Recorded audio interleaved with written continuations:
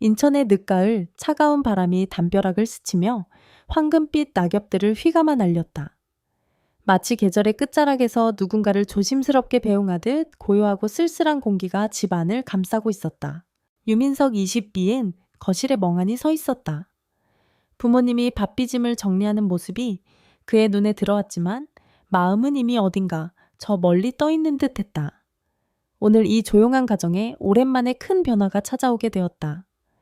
그 변화의 중심에는 한 사람 바로 외할머니 한금옥 유집이 있었다. 민서가 책상은 방에서 꺼냈니? 어머니 한서진 45의 목소리가 그의 생각을 끊었다.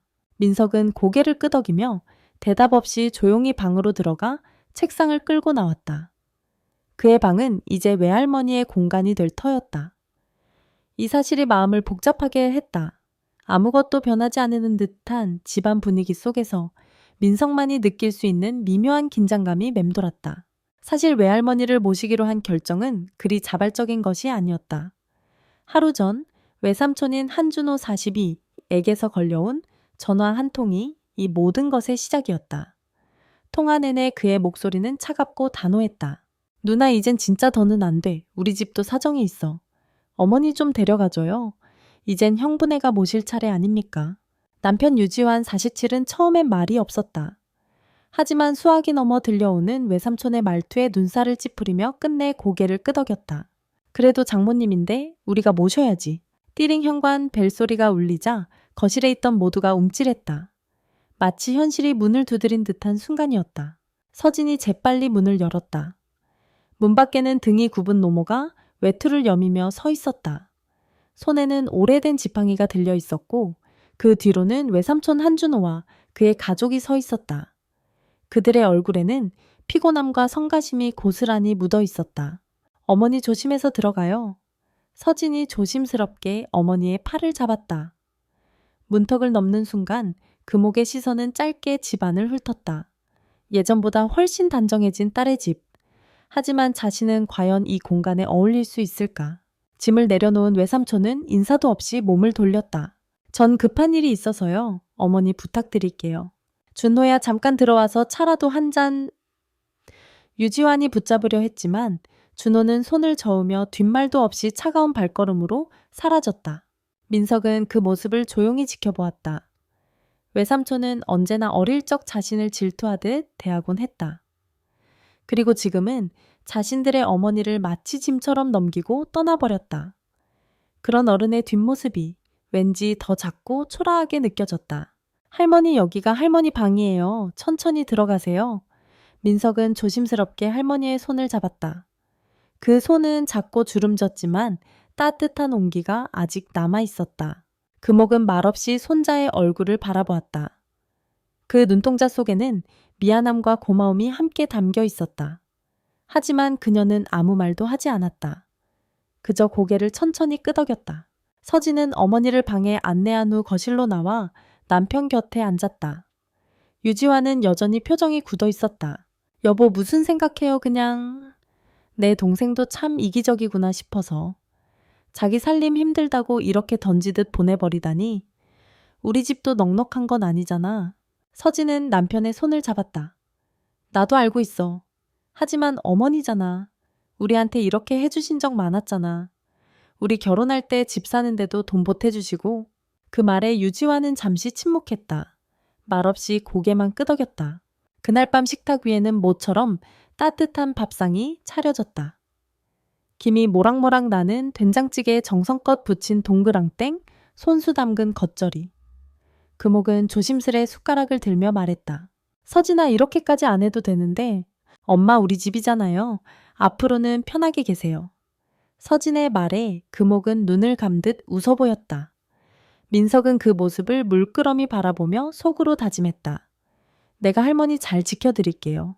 그날 밤 민석은 소파 위에서 잠을 청하려 했지만 좀처럼 눈이 감기지 않았다. 머릿속에는 할머니가 처음 집에 들어섰을 때의 모습이 맴돌았다.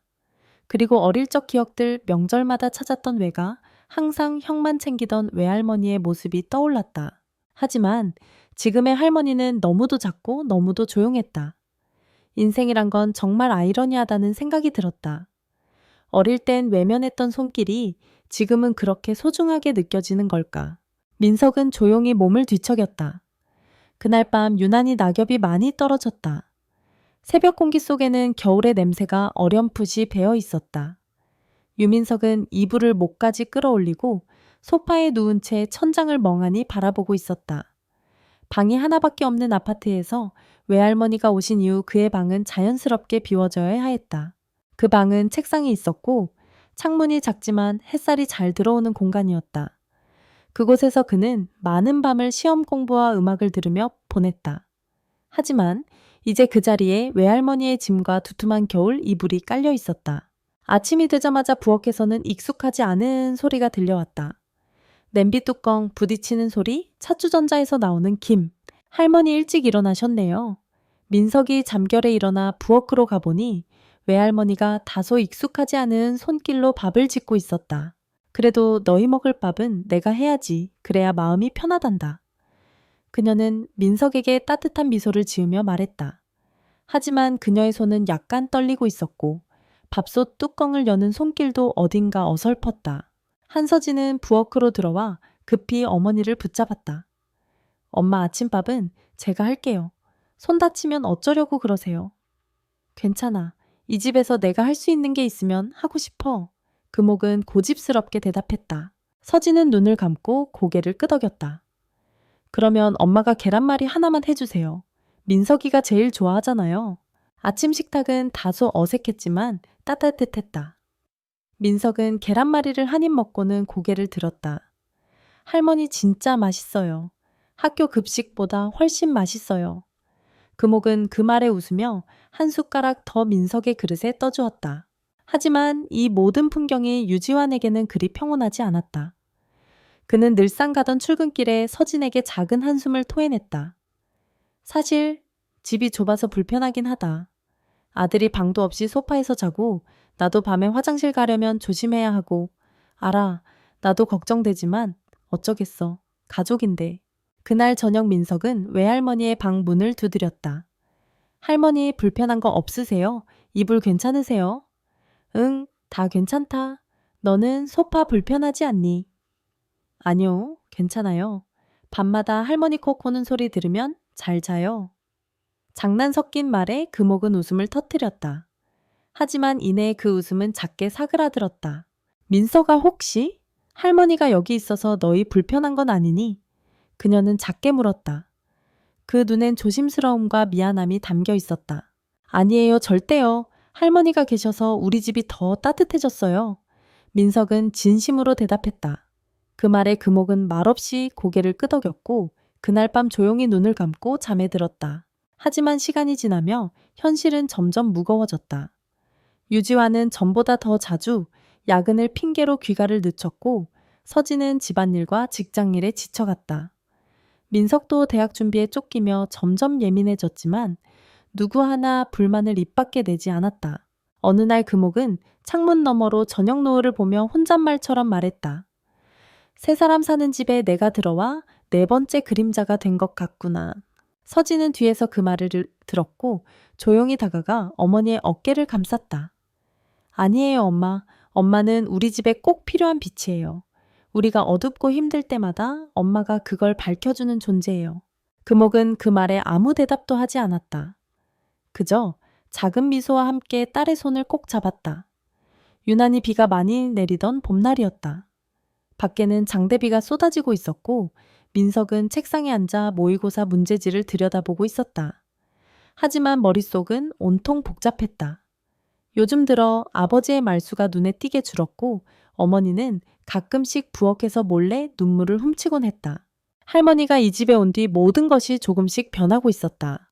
유지환은 자주 피곤하다는 이유로 혼자 저녁을 먹지 않았고 가족끼리의 대화도 줄어들었다. 심지어 민석마저도 이전처럼 밝게 웃지 않았다.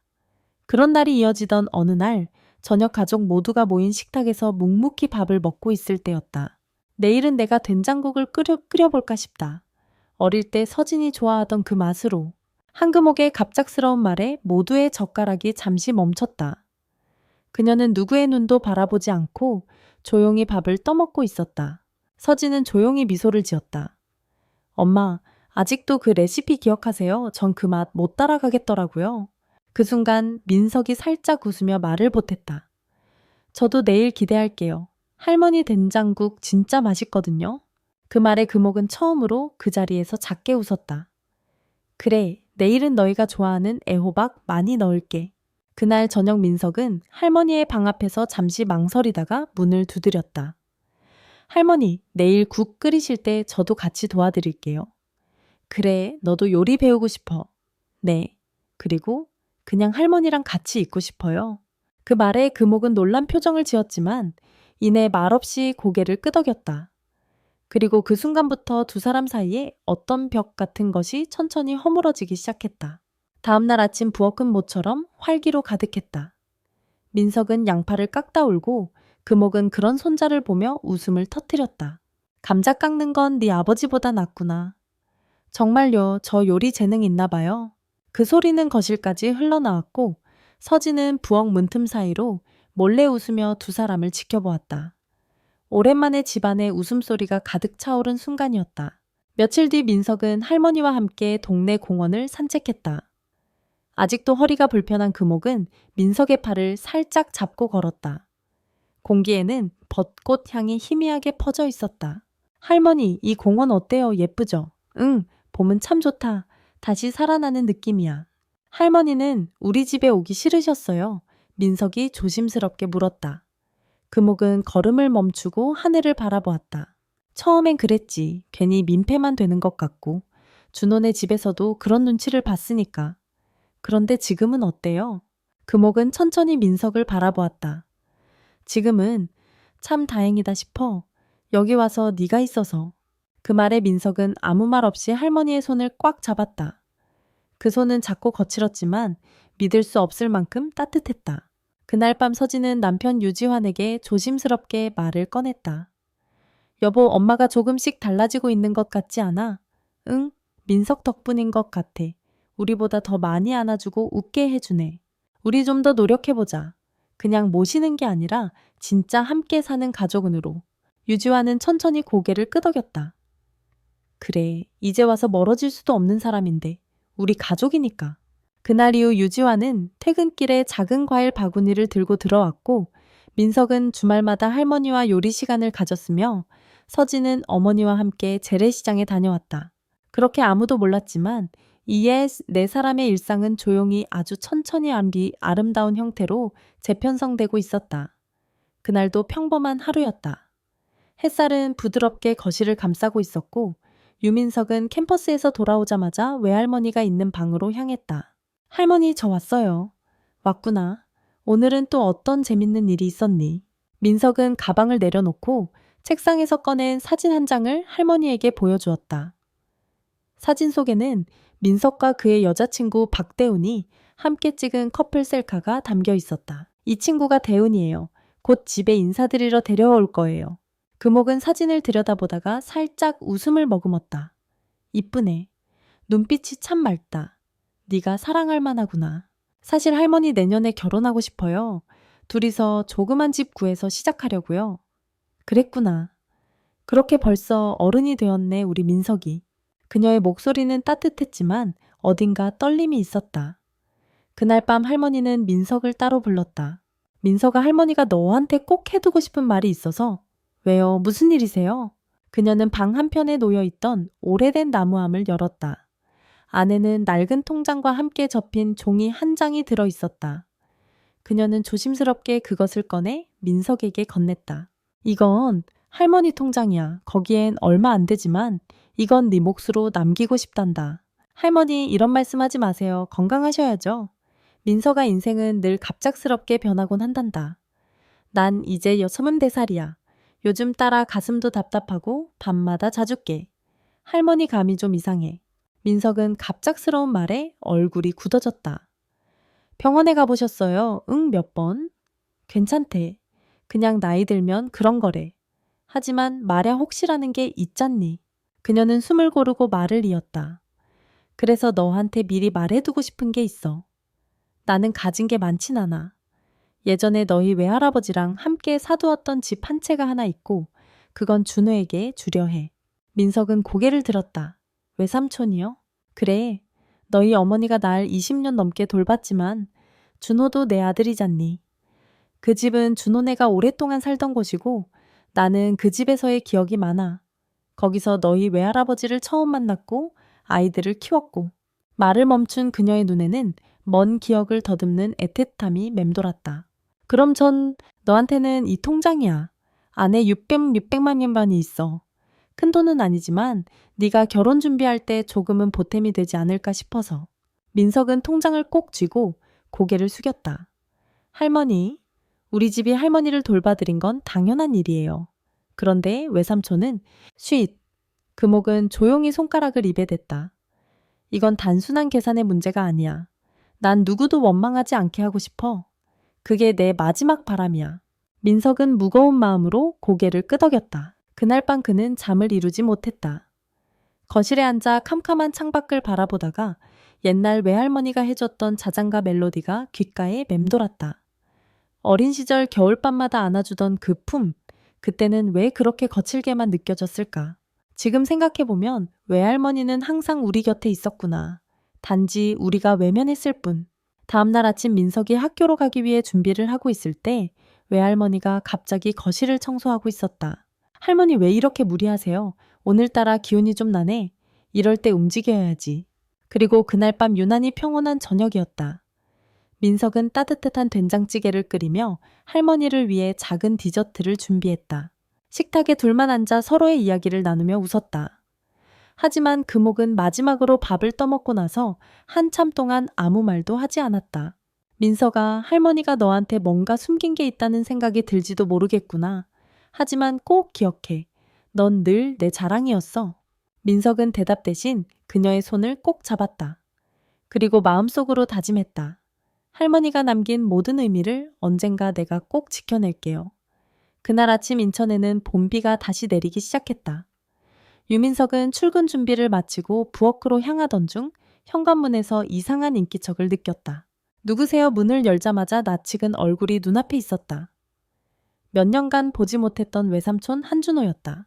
민석아, 오랜만이다. 외할머니 계시지? 그의 목소리는 어색하게 부드러웠다. 민석은 당황했지만 몸을 비켜 문을 열어줬다. 네, 안에 계세요. 이쪽으로 들어오세요. 준호는 가죽 재킷을 벗으며 자연스럽게 거실을 지나 부엌으로 향했다. 부엌 안에서는 금옥이 된장국을 끓이고 있었다. 그녀는 돌아서며 아들의 얼굴을 보고 잠시 멈췄다. 준호야, 너구나. 엄마 잘 계셨어요. 내가 너무 뜸했죠. 금옥은 작은 미소를 지었지만 눈빛은 조심스러웠다. 그래, 와줘서 고맙다. 그녀는 국자를 놓고 의자에 앉았다.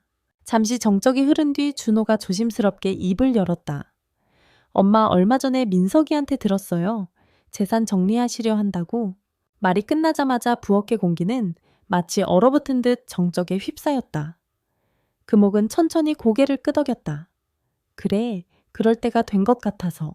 혹시 그 집 아직도 제 이름으로 남겨두신 거죠? 그는 재빨리 물었다. 목소리엔 억누르려는 기대감이 담겨 있었다. 그 집은 내 몫으로 남기려 한다. 순간 준호의 얼굴에 안도의 미소가 퍼졌다. 다행이다. 그 집 요즘 시세가 꽤 올랐거든요. 최소 6억은 넘을 거예요. 엄마 정말 현명하세요. 마치 거래가 성사된 것처럼 말하는 아들의 태도에 금옥은 잠시 시선을 떨구었다. 그리고는 담담하게 말했다. 하지만 네가 그걸 어떻게 쓰든 엄마는 신경 안 쓸 거야. 다만 한 가지 부탁은 있다. 뭔데요? 그 집에 살면서 한 번쯤은 엄마 생각을 해줬으면 좋겠어. 그 집 마당에서 네 아버지와 손잡고 웃던 날들이 엄마한텐 전부였으니까. 준호는 눈을 피하며 고개를 끄덕였지만 속으로는 이미 계산기를 두드리고 있는 듯한 표정이었다. 그때 유지환과 한서진이 방에서 나와 부엌으로 향했다. 두 사람은 갑작스러운 방문에 놀란 표정을 감추지 못했다. 준호 씨 무슨 일로? 서진이 물었다. 누나 형부, 오랜만이에요. 그냥 엄마 뵈러 왔어요. 그는 미소를 띠며 대답했지만 유지환은 불편한 기색을 감추지 못했다. 뭐 재산 얘기 들으러 온 거겠지. 그의 말은 다소 날카로웠다. 금옥이 조용히 손을 들어 그 말을 막았다. 지환아, 괜찮다. 다 말한 거니까. 하지만 준호는 자신이 외면당하는 듯한 분위기에 당황했고 그 자리에서 민석을 향해 말했다. 민석아, 너도 엄마가 준 거 있지, 통장인가 뭐 그런 거. 민석은 잠시 침묵하다가 천천히 고개를 끄덕였다. 네, 맞아요. 그럼 됐네. 모두 공평하게 받는 거니까. 그 말을 들은 유지화는 더는 참지 못하고 자리에서 일어섰다. 공평 20년 동안 우리 집에서 어머니 모시면서 든 돈 시간 정성은 뭐로 환산할 건데? 준호는 말문이 막혔다. 서진은 남편의 팔을 붙잡으며 진정시키려 했다. 여보, 그만해. 어차피 어머니 뜻이잖아. 하지만 유지환의 분노는 쉽게 가라앉지 않았다. 그래, 그 집 줘라. 근데 나중에 후회는 하지 마라. 누가 진짜 효자인지 시간이 알려줄 테니까. 금옥은 말없이 자리를 지켰다. 눈은 작게 떨리고 있었지만 말은 하지 않았다. 그녀는 조용히 일어나 다시 부엌으로 향했다. 불을 끄고 조심스럽게 국을 냄비에 덮었다. 그리고 혼잣말처럼 중얼거렸다. 돈이 사람을 얼마나 흔드는지 늦게서야 깨닫는 경우가 많지. 민석은 그저 말없이 그 뒷모습을 바라보았다. 그 순간 그는 외할머니가 왜 그토록 조용한 분배를 원했는지 알 것 같았다. 며칠이 지났다. 초여름의 햇살은 점점 강해졌고 마당에 핀 작약꽃은 바람에 흔들렸다. 하지만 집 전반은 어딘가 무거운 침묵이 감돌았다. 한금옥은 평소보다 훨씬 피곤해 보였다. 평소 아침마다 준비하던 밥상도 이제는 서진의 손에 맡긴 지 오래였고 그녀는 점점 식사를 거르기 시작했다. 엄마, 오늘 병원 한 번 더 가봐요. 그냥 감기겠거니 하기엔 오래됐어요.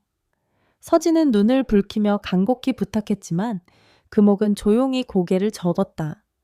이제 병원 가는 것도 왠지 무서워졌구나. 민석은 더 이상 참고 볼 수 없었다. 할머니, 저랑 같이 병원 가요. 검사라도 제대로 받아야지요. 하지만 그녀는 작게 웃으며 손자의 손을 덥석 잡았다. 민석아, 너랑 보내는 지금 이 시간이 더 소중해. 어쩌면 얼마 남지 않았을지도 몰라. 그 말은 마치 징조처럼 들렸다. 그날 저녁 금옥은 갑자기 호흡곤란을 호소했다. 가슴이 답답하다. 숨이 잘 안 쉬어져. 서진과 민석은 급히 구급차를 불렀고 유지환은 회사에서 허둥지둥 달려왔다. 응급실에서는 검사를 마치고 난 뒤 의사가 조용히 말했다. 환자분의 상태는 심각합니다. 신부전이 악화되었고 폐기능도 많이 약해진 상태입니다. 이제는 안정과 가족의 지지가 중요합니다. 그 말에 서진은 바닥에 주저앉고 말았다. 민석은 눈물을 감추려 애썼다. 그리고 병원 침대 위 금옥은 산소호흡기를 착용한 채 눈을 천천히 떴다. 다 왔구나.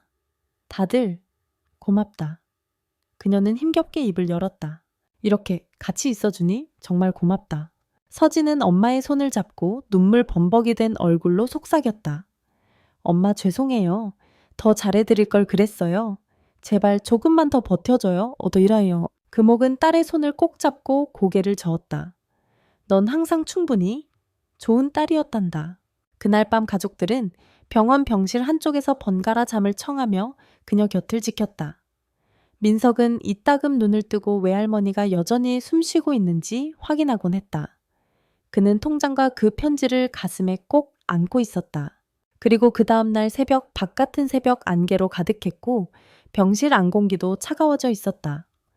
금옥은 조용히, 아주 조용히 눈을 감았다. 누구보다 고요한 마지막이었다.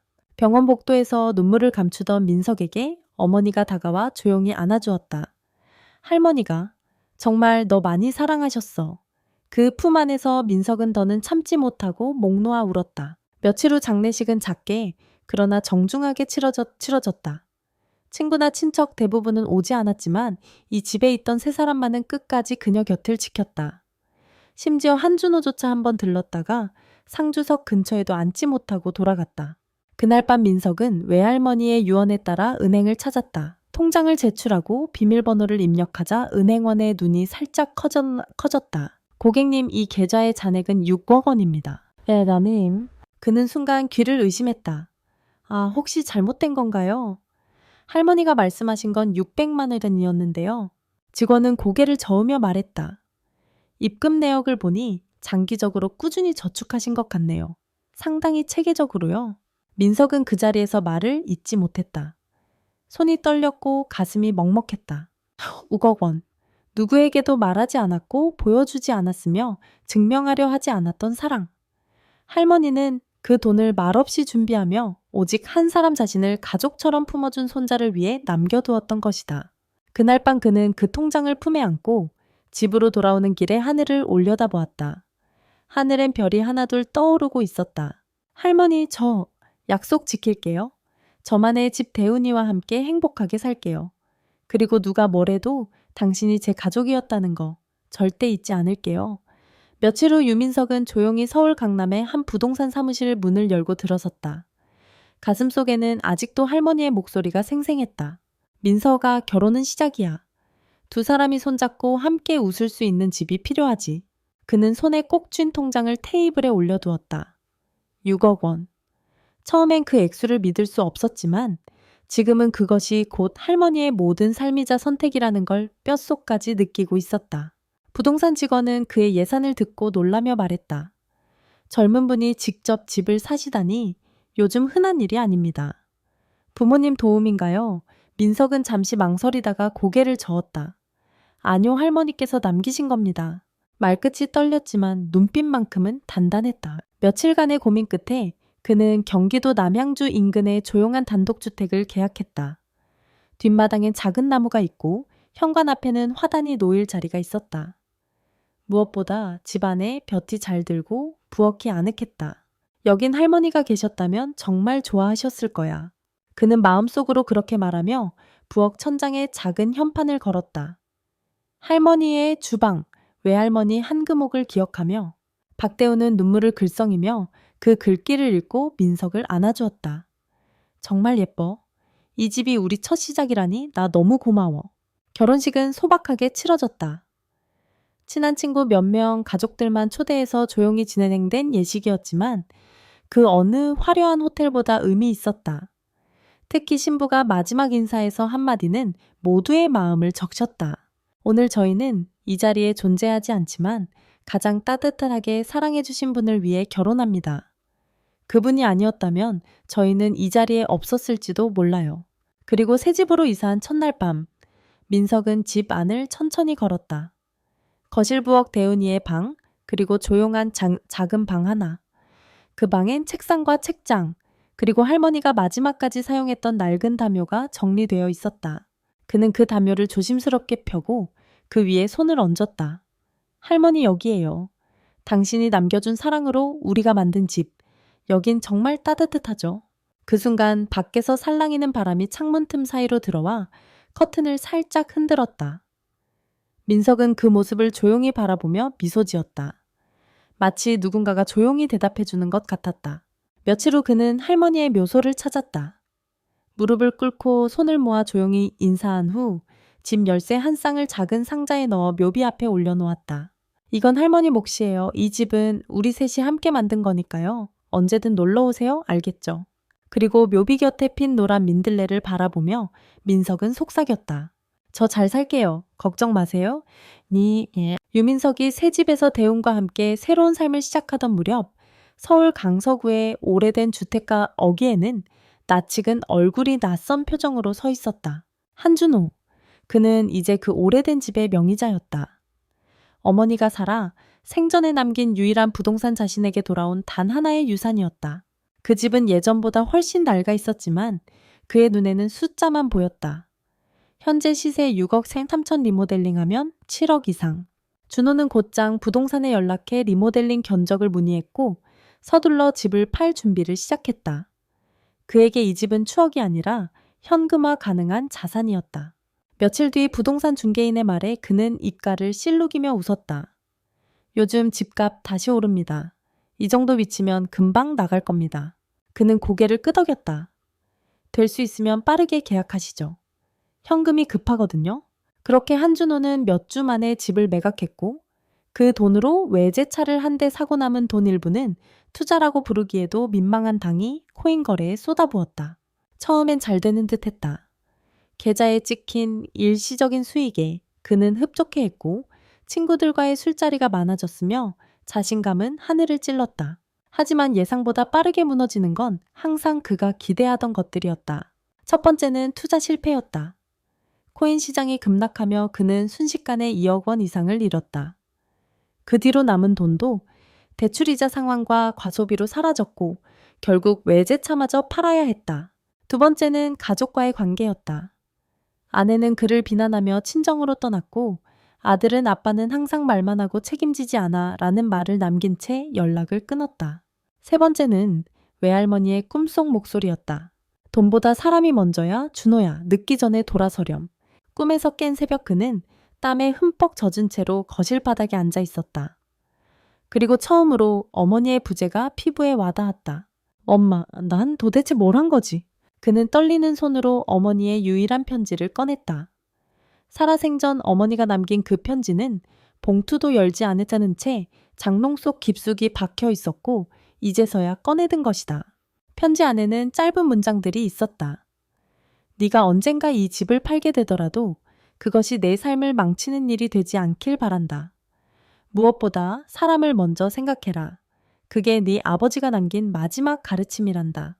그는 편지를 가슴에 안고 조용히 흐느꼈다. 민석이 어머니를 떠올리며 집을 마련한 것과 달리 그는 어머니를 팔아버린 것이나 다름없었다.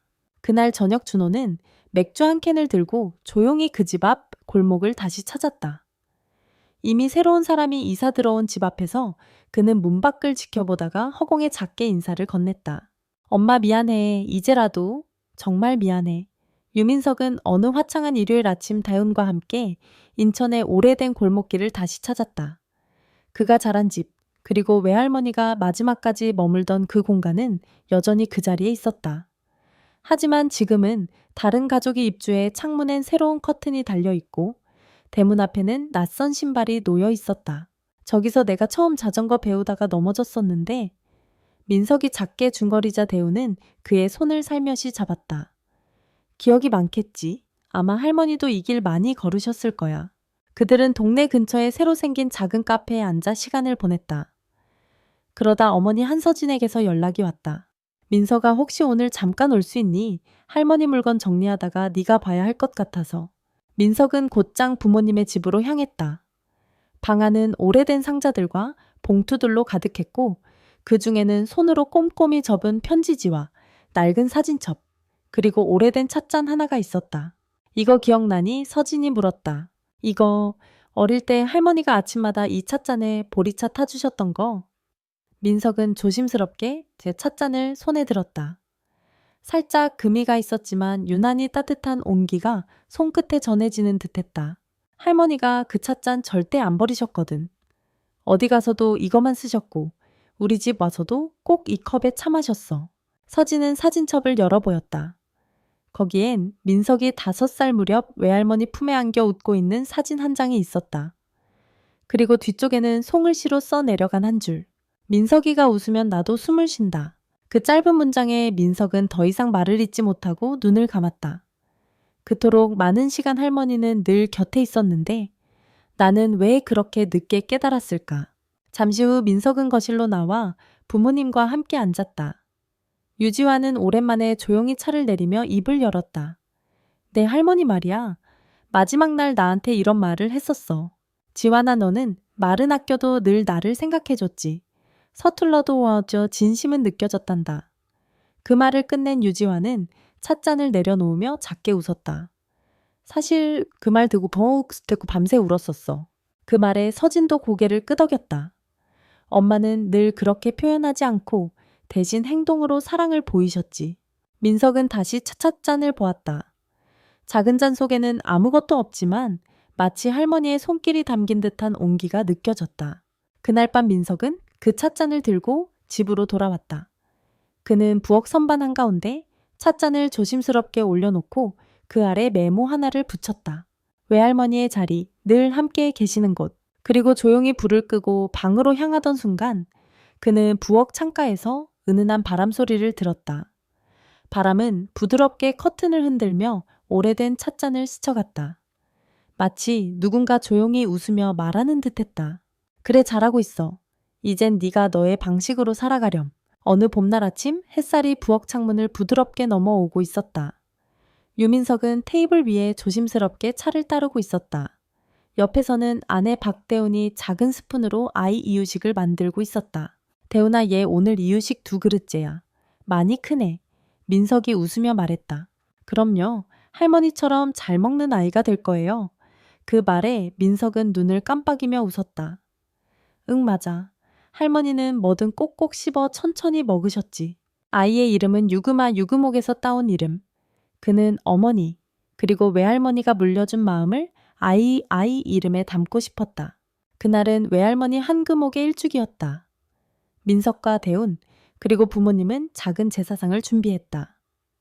삼색나물 조기구이, 그리고 된장국. 모두 할머니가 생전에 좋아하던 음식이었다. 아들, 그 된장국은 네가 끓인 거니? 서진이 묻자 민석은 고개를 끄덕였다. 네, 할머니 방식 그대로 해봤어요. 호박 많이 넣고 마늘은 조금만. 모두가 조용히 상 앞에 앉았다. 향이 피어오르고 시간도 잠시 멈춘 듯 고요해졌다. 할머니 잘 계시죠? 민석은 상 앞에 손을 모으며 조용히 속삭였다. 우리 잘 지내고 있어요. 집도 잘 꾸몄고 금화도 무럭무럭 자라고 있고요. 아버지는 요즘 텃밭 가꾸는 재미에 빠졌고 어머니는 여전히 반찬 많이 하세요.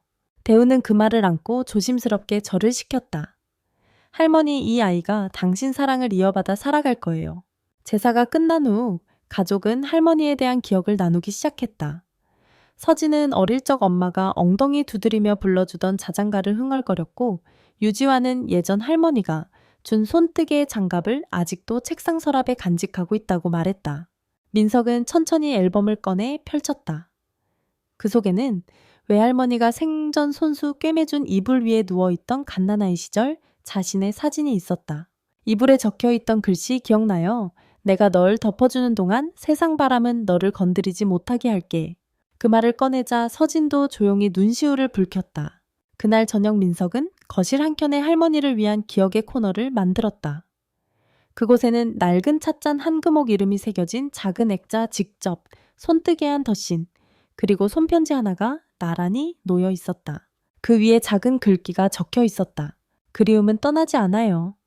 사랑도 따뜻한 손길도 우리 집 어딘가에 아직도 숨쉬고 있어요. 몇 달 뒤 민석과 대우는 그 말을 유치원에 보내며 부모의 마음을 배우기 시작했다. 새벽마다 이유식을 만들며 잠든 아이의 뺨을 쓰다듬으며 어렴풋이 떠오르는 감정. 아, 그때 외할머니도 이런 마음이었겠구나. 그리고 그렇게 사랑은 흘러가는 것이 아니라 전해지는 것임을 그들은 조금씩 이해하게 되었다. 그리고 여러분, 이 이야기를 들으면서 마음 한켠이 따뜻해지셨나요? 혹시 여러분의 곁에도 말없이 사랑을 전해주던 그런 분이 계셨나요?